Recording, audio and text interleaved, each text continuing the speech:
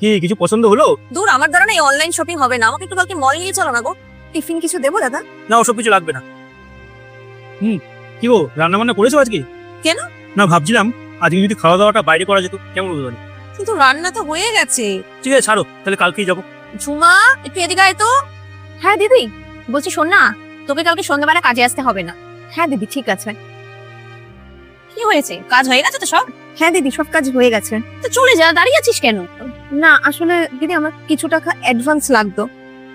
আসলে কালকে আমার ছেলের জন্মদিন তো, আসলে ওই আশেপাশের কয়েকজনকে বলেছি, আর আমার দাদা বৌদিও আসবে আর কি। ও, কত টাকা লাগবে বলো?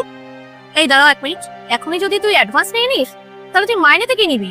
আর তাছাড়া আমি তো শুনেছি তোর বরের নাকি জব চলে গেছে, তাহলে তুই অ্যাডভান্স নিলে সারা মাস চলবে কি করে? আরে দাঁড়াও না, অ্যাডভান্স যখন চাইছি টাকাটা দিয়ে দিই, কি প্রবলেম আছে? প্রবলেম আছে, দাঁড়াও। ওদের স্বভাবই হচ্ছে এরকম চাওয়া, ওদের বেশি লাই দেবে না। ওরা আজকে এই স্বভাবের জন্য এরকম পিছিয়ে পড়েছে।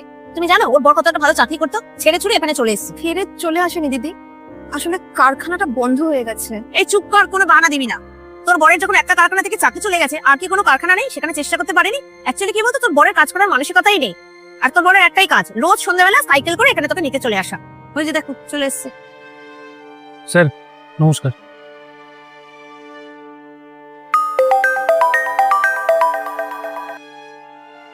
হ্যাঁ মা, বলো। মা, তোর বাবার হার্ট অ্যাটাক হয়ে গেছে, তুই তাড়াতাড়ি আয়। হ্যাঁ? এখানে কেউ নেই, কি করব বুঝতে পারছি না। কি হয়েছে? বাবার হার্ট অ্যাটাক হয়েছে, আমাদের এক্ষুনি ওখানে যেতে বলছে।